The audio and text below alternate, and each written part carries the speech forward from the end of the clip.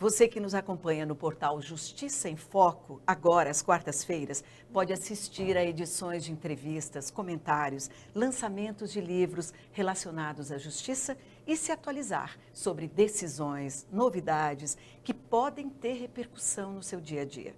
Eu sou Cláudia Miani, jornalista, estarei com você no programa Justiça em Foco. Agora, além do nosso portal jurídico, todas as quartas-feiras vamos estar aqui no nosso estúdio. Hoje nós vamos entrevistar um advogado bem conhecido pela classe, Guilherme Campelo. O advogado é um dos pré-candidatos à presidência da seccional da OAB no Distrito Federal. E nos últimos tempos vem fazendo uma série de críticas sobre a atual gestão da entidade, que demitiu de maneira incoerente em 2020, segundo Campelo, cerca de 90 funcionários. E já começo agora com a primeira pergunta. Por que o senhor será candidato à presidência da seccional OAB-DF? Olá, Cláudia. Muito obrigado pela oportunidade. Sou pré-candidato a presidente da OAB-DF porque eu quero resgatar a credibilidade de nossa classe.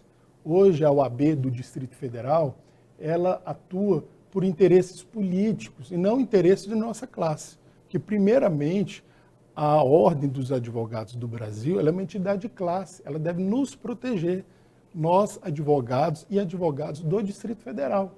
E não é o que vem ocorrendo hoje em dia. Hoje, praticamente, a OAB do Distrito Federal é um anexo do Palácio do Buriti. E não luta pelas nossas prerrogativas, que ultimamente estão sendo esquecidas. Então, o senhor acha que ela é partidária, muito partidária hoje? Sim, hoje em dia, tanto a OAB nacional como a OAB do Distrito Federal, ela pauta assuntos políticos para interesses próprios ou de pequenos grupos. E a gente tem que mudar isso. A OAB ela tem que trabalhar para a nossa classe, pelo fortalecimento da advocacia.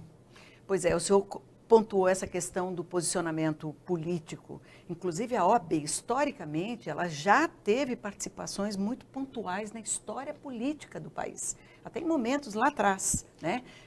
O senhor tem interesse em resgatar esse posicionamento, vamos dizer assim, não político partidário, mas social da OAB, inclusive com ações como da época do, então, Maurício Corrêa? Sim, claro, eu lembro da década de 80, em que o nosso, então, ministro Maurício Corrêa foi o nosso presidente da seccional do Distrito Federal. E naquela oportunidade, é lógico que você tinha a redemocratização do Estado Democrático de Direito, a partir de 1986, o Maurício Corrêa, o doutor Maurício Corrêa, ele foi bem enfático em resgatar as nossas prerrogativas. Foi decretada a lei de prerrogativas dos advogados. E naquela oportunidade, na década de 80, o doutor Maurício Corrêa já batalhava pelas nossas prerrogativas. Tem um fato inusitado em que, naquela oportunidade, vamos dizer, no regime militar, que o então presidente Geisel mandou fechar a Ordem dos Advogados do Distrito Federal. E um ato muito bonito e corajoso do doutor Maurício Corrêa, ele abraçou diversos outros colegas naquela caminhada histórica de resguardar primeiro o Estado Democrático de Direito e o fortalecimento da advocacia brasileira.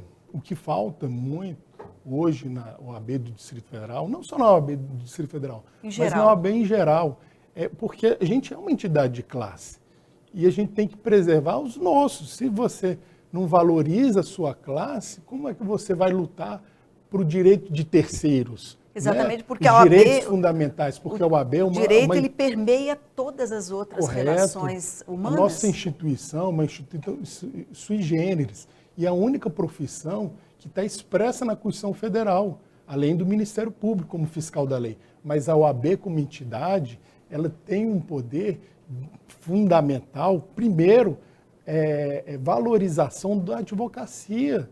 E hoje, o que nós vemos no Distrito Federal e no âmbito nacional é que não ocorre isso. Pois é, o senhor está falando de Distrito Federal, mas quando a gente olha numa perspectiva maior, esse nosso quadradinho, ele é visto em cima, numa visão panorâmica, de Brasil. E Sim. Neste momento que a gente vivencia muito essa relação muito determinada, esquerda e não esquerda, né? Como é que essa OAB transitaria nisso?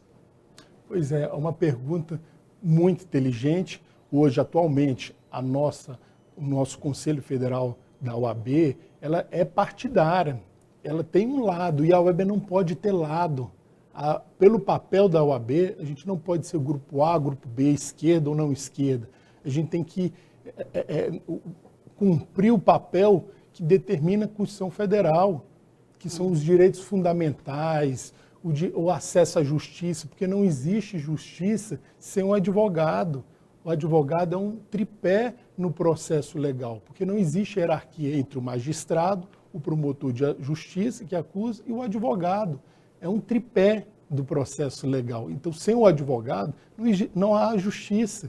E se o advogado não é valorizado pela sua classe, que organiza toda a estrutura, seja desde inscrição, fiscalização e até o cumprimento das prerrogativas. O que é as prerrogativas? É o acesso do advogado defender o seu cliente, defender um réu no processo penal, o devido processo penal, que está muito em voga agora no Supremo Tribunal Federal. Pois então, é. São essas questões que precisam ser pontuadas e mudadas para melhor, porque do jeito que se encontra, a gente está retroagindo. Pois é, já que o senhor está tocando nesse ponto de questões que o senhor reitera como melhores, o senhor se posicionou contra demissões na OAB. Elas, realmente, elas eram infundadas, essas demissões recentes, agora em 2020? Que ocorreu? Sim, ela ocorreu agora em agosto de 2020. Podemos dizer que foi no momento mais crítico da pandemia, que não só o Brasil passa, mas o mundo. E praticamente a OAB do Distrito Federal demitiu 20% dos quadros, dos funcionários. Em cerca de 45 chefes de família. E pela arrecadação dela, realmente justificava esse tipo de ação, esse corte? Não existe justificativa, porque a OAB não teve perda de receita. Pelo menos ela alega que houve perda de receita. Não há perda de receita, porque as unidades poderiam ser diluídas nos meses subsequentes ou até um momento posterior, após a pandemia. Agora, como foi feito, foi falta de humanidade. Eu sei que o senhor está, inclusive, como plataforma sua, eu tenho acompanhado, o senhor está pedindo a redução de anuidade ou é a retirada? Como é que seria da anuidade? Para quem paga parcelado, retirar a isenção da última parcela, que hoje o valor integral é R$ 700. Com a parcela, ela totaliza R$ 800, ou seja, não haveria prejuízo para a OAB do Distrito Federal, mas haveria, sim, vamos dizer, um desafogamento para os colegas que atuam aqui no Distrito Federal, porque nós sabemos que a pandemia afetou todo mundo, todos, de um modo geral. A procura pelo advogado caiu, o senhor diria, neste sim, momento? Sim, porque agora com o judiciário fechado, digamos assim, né, em teletrabalho, virtual, então o acesso, isso também dificulta muito o acesso do advogado no trabalho dele. O tribunal fechado, você não tem acesso às varas para poder manusear os processos físicos. Existem ainda cidades que contêm processos físicos, que você precisa ir no fórum. Então, isso está suspenso por conta da pandemia, então gera um transtorno. Esse trabalho remoto não é ainda para todo mundo, inclusive para advogados, que é algo que a gente pressupõe que não, né? Sim, sim. Existe. Aqui em Brasília não, mas em outros estados ainda existe o trabalho manual físico, processo físico. Bom, nós vamos fazer um rápido intervalo, o Justiça em Foco, e voltaremos daqui a pouquinho. Então eu peço que você fique aí, já retornamos com o doutor Guilherme Campelo.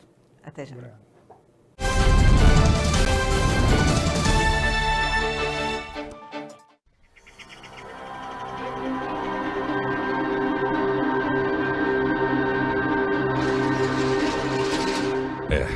Ainda estamos passando por momentos difíceis. O alto desemprego ainda é uma dura realidade e milhões de brasileiros seguem em busca de trabalho digno. No entanto, há uma diferença muito grande de 2021 para 2020. Temos uma clara luz no fim do túnel e mais armas para vencer esta batalha.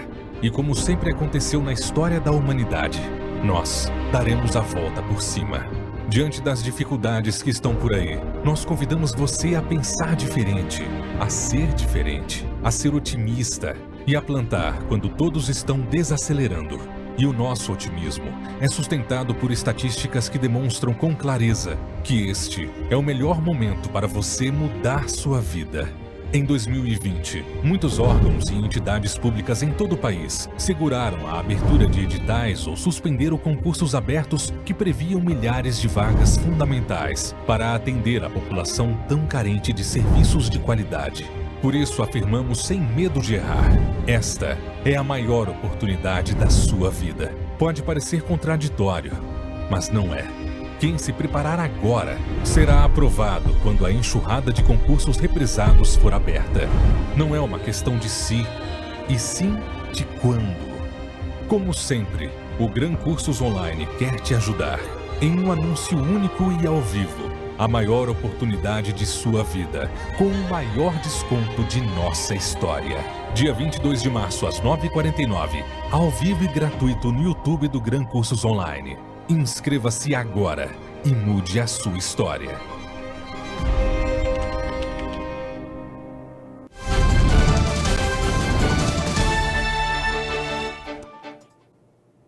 Nós estamos conversando com o advogado Guilherme Campelo, ele que é um pré-candidato a seccional da OAB-DF.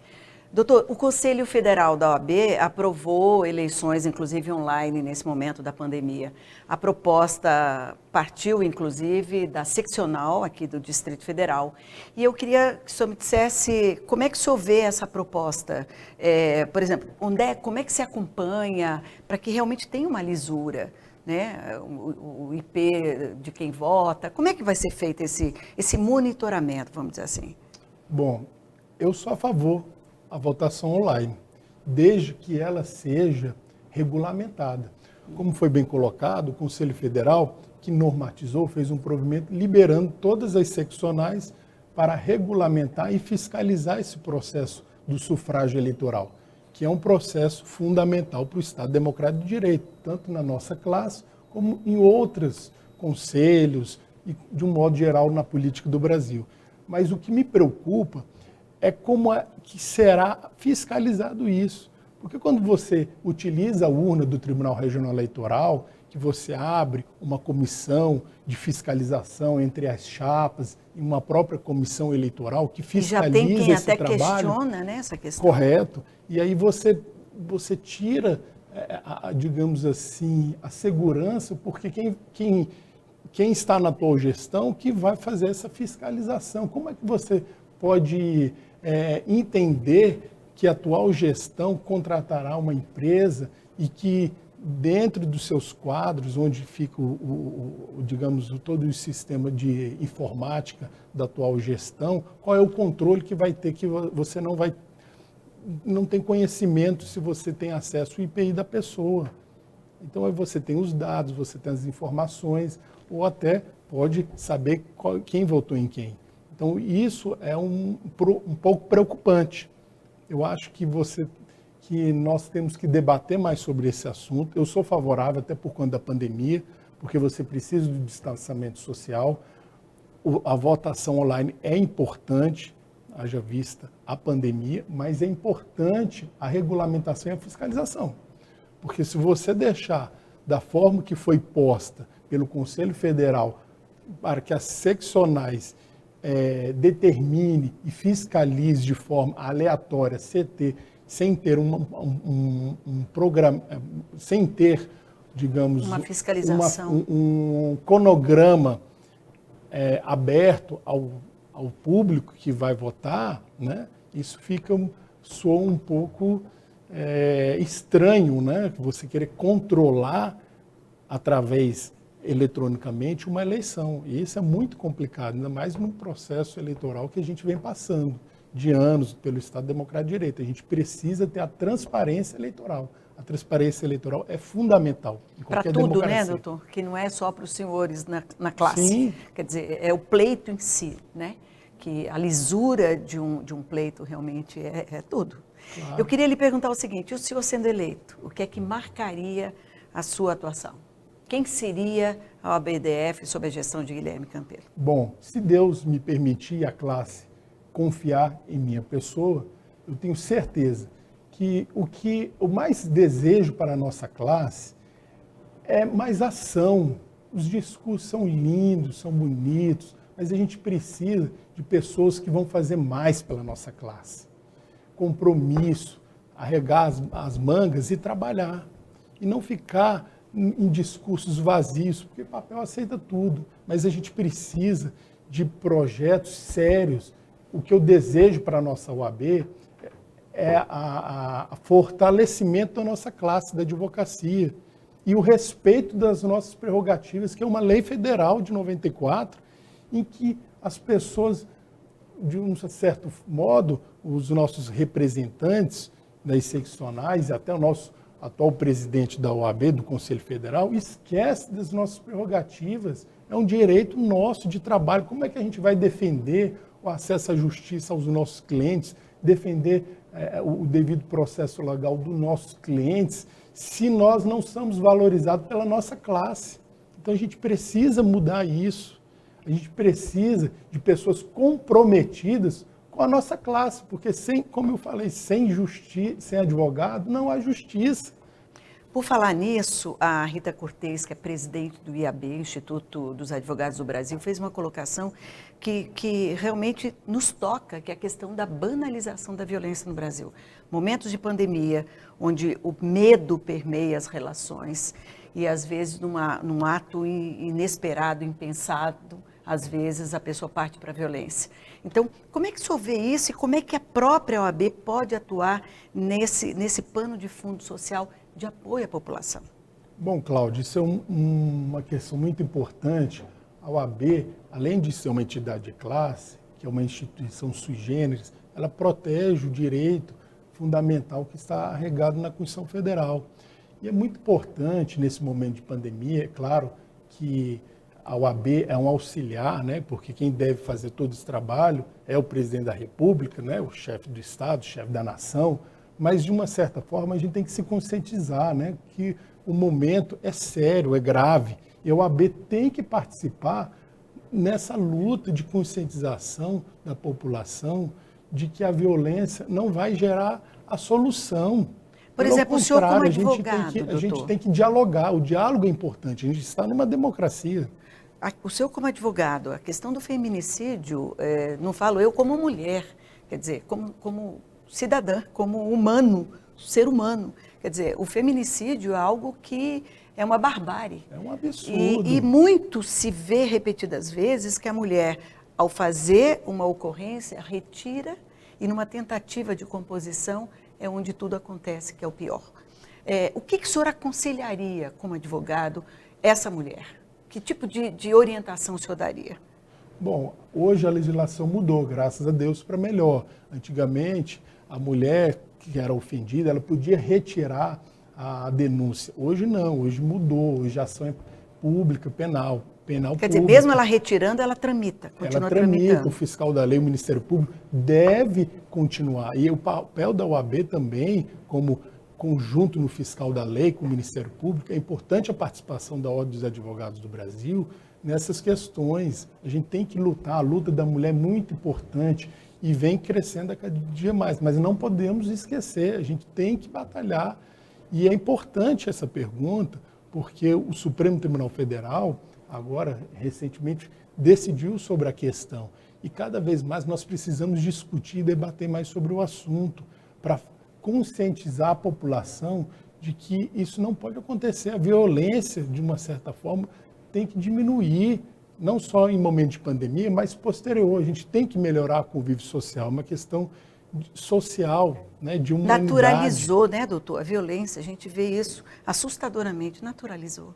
É um absurdo, isso não pode ocorrer. Então, a OAB, o Conselho Federal, a gente critica, mas a gente tem que elogiar. E, nesse momento, o Conselho Federal faz um papel importante com a CNBB, que é uma instituição que é provida, que está lutando por esses ideais. Então, é importante, a gente tem que reconhecer os erros e temos que reconhecer, dar o crédito quando a instituição trabalha corretamente. Parabéns ao Conselho Federal na questão do feminicídio, junto com o Conselho Nacional dos Bispos e outras entidades não governamentais, outras entidades privadas que vêm batalhando, lutando para melhorar essa situação no Brasil.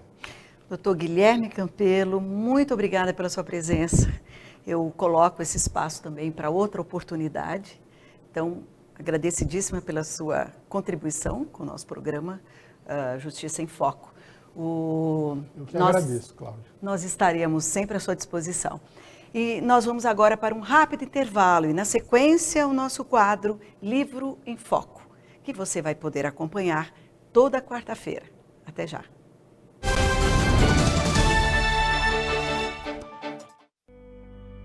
Sobrevivi a guerras, pandemias e grandes mudanças tecnológicas. Presenciei a evolução de um país e fui resiliente, independentemente das expectativas para o futuro. Eu me adaptei e evoluí. Minha paixão é ensinar. Meu propósito é moldar os profissionais que vão mudar o futuro do Brasil.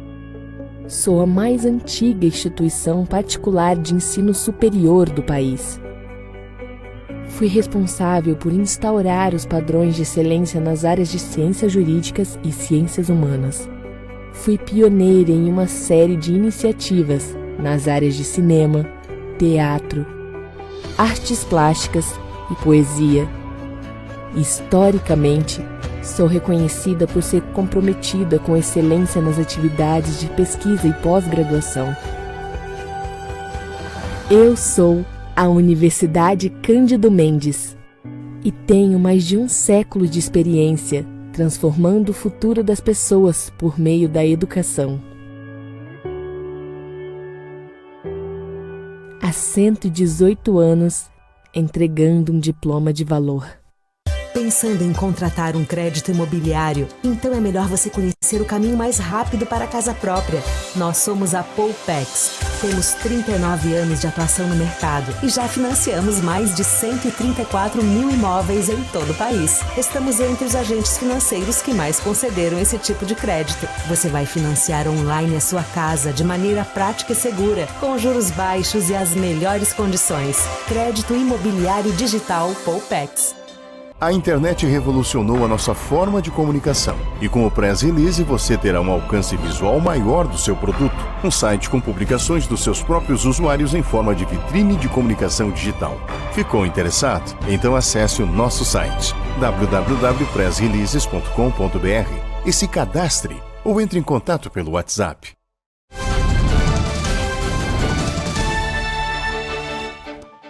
Este terceiro bloco é destinado a livros. Livro em Foco. Autores de livros jurídicos e especialistas em direito vão poder divulgar suas obras e atuações no mercado literário. E hoje vamos falar sobre a luta pela regulamentação da profissão de detetive particular no Brasil. Livro de autoria de Tacir Amauri Flores, bacharel em Ciências Jurídicas e Sociais, em Ciências Militares, pós-graduado em Direito Comercial e MBA em Executivo em Segurança Privada. Então, já vamos à nossa conversa. Tacir, quais as suas fontes para esse trabalho? Legalizar a profissão de detetive particular no Brasil? Porque eu vi seu livro, eu folheei, enfim, li alguns pontos, e eu vejo que o senhor fala também da experiência desses profissionais no Brasil. Tudo bem? Tudo bem, uma satisfação estar aqui com vocês, participando deste programa, e dizer da importância do reconhecimento que tivemos pelo governo federal da profissão do detetive particular no Brasil. Eu antes mostro aqui o meu livro, que já foi mostrado aí por você. Este é um livro que conta a história da profissão do detetive particular no Brasil a partir do ano de 2010, quando eu fui consultado aqui por 2 detetives do Rio Grande do Sul, aqui em Porto Alegre, para dar uma consultoria para que a profissão fosse regulamentada pelo Estado brasileiro. Passando uns 30 dias, eu dei a resposta a eles e assumi, então, essa consultoria que acabou na Lei 13.432, sancionada no dia 11 de abril de 2017. Realmente essa lei contempla as ambições dessa categoria, que sempre transitou num viés muito informal, não é? Na realidade, a lei poderia contemplar muito mais, porque nós buscávamos a regulamentação da profissão. e não o reconhecimento tão somente. Mas foi o que deu para fazer, foi o que foi sancionado pelo presidente, que vetou diversos artigos interessantes para a profissão, e que nós vamos agora, junto com um grupo de detetives do Brasil, buscar aqueles artigos que não foram sancionados na época, colocar numa nova lei para que ela seja regulamentada e não tão somente reconhecida como é hoje. Pois é, eu lhe perguntaria também porque a própria sociedade brasileira, em alguns momentos, olhava o detetive como alguém que ficava no vácuo do profissional, aquele que é concursado, que é o cidadão realmente, que é o policial, né?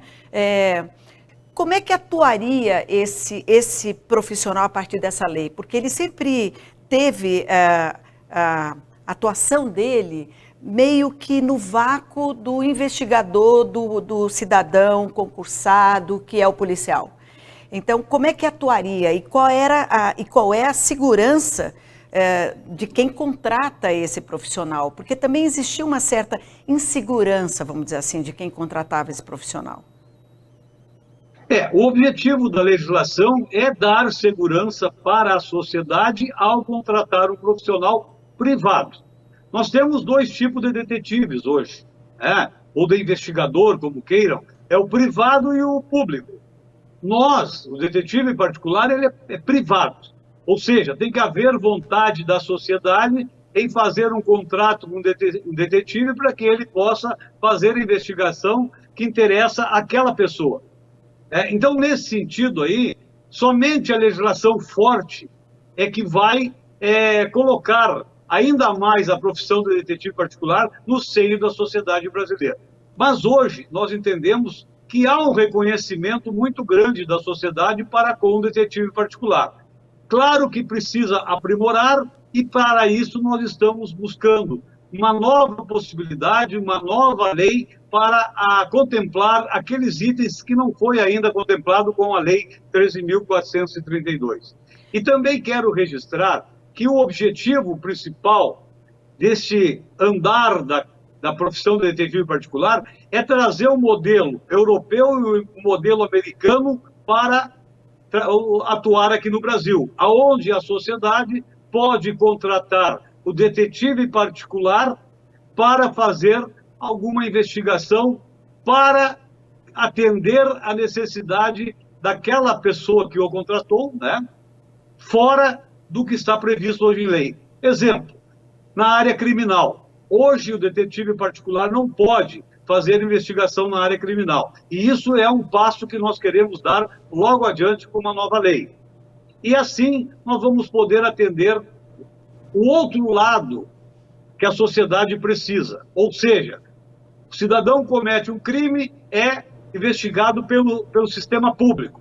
Por que ele não pode buscar o assessoramento privado também para investigar esse crime, entregar a investigação privada, a investigação civil, pública, para que o juiz tome alguma providência ou o juiz tome a sua decisão? Então é nesse sentido que nós queremos trazer também esse modelo americano e europeu aqui para o Brasil. E sobre o preparo desse profissional? Por exemplo, você contrata esse profissional. Quem é esse profissional? Que nível que ele deve ter, em termos assim, até mesmo de nível acadêmico, eu me refiro, né? Para que dê uma seriedade, um respaldo para quem está contratando. Na realidade, uma pergunta importantíssima para nós, e esses detalhes foram vetados na Lei 13.432 e que nós vamos buscar agora uma nova lei. Ele não precisa ser um advogado, por exemplo? Não há necessidade. Hoje, no Brasil, ainda o detetive particular, ele é formado com cursos livres. Não há uma regulamentação pelo Ministério da Educação dando o norteamento de como deve se formar um detetive particular. Então, qualquer pessoa pode hoje criar um curso de detetive e sair entregando diplomas e carteirinhas e a pessoa se dizendo detetive. Isso nós temos um posicionamento bem contrário. Nós queremos que o detetive, no mínimo, tenha o segundo grau e que possa, né, fazer depois de segundo grau, ter um curso técnico de investigação privada, ou com o segundo grau fazer um curso tecnólogo, um curso superior, e venha crescer na profissão nesse sentido. Hoje, lamentavelmente, nós entendemos que os cursos livres que aí estão, tem vários cursos muito bons, muito interessantes, mas também tem curso de 24 horas aí, e que coloca um detetive particular no mercado de trabalho sem o preparo que nós entendemos que deva ter. E até mesmo agora essa aceitação também do policial, né? Porque existe essa atuação paralela, né? Pois tá bom. Na realidade, o detetive particular hoje ele pode chegar, o momento que ele é contratado, para fazer uma investigação, e ele chega a encontrar no meio da sua investigação um crime, ele tem que informar ao delegado de polícia que, ao fazer uma investigação para uma pessoa a qual o contratou, ele encontrou-se crime naquela investigação. Passa então ao delegado de polícia, para que o delegado de polícia tome um posicionamento de dar prosperidade àquela investigação, e também podendo utilizar o detetive como apoiador na investigação. Hoje, pela Lei 13.432, o detetive particular aí está ligado, né, diretamente ao delegado de polícia quando tiver que levar algumas informações à delegacia em constatando crime em uma investigação que ele foi contratado. Bom, da nossa parte, então, a gente torce pela celeridade de investigações e tudo mais. Olha, nós conversamos, muito obrigada, nós conversamos com o escritor Itaci Flores sobre o livro que trata da regulamentação do detetive particular, uma profissão que sempre atuou nos bastidores das investigações particulares. Eu agradeço muito a sua presença, agradeço a audiência, convido a todos para que nos acompanhem a essas edições semanais sobre Justiça em Foco. Assuntos que, sob a ótica do direito, podem interferir no seu cotidiano, né? Então, muito obrigada e convido a você a nos acompanhar semanalmente e, logicamente, todos os dias no nosso portal Justiça em Foco. Obrigada e até lá.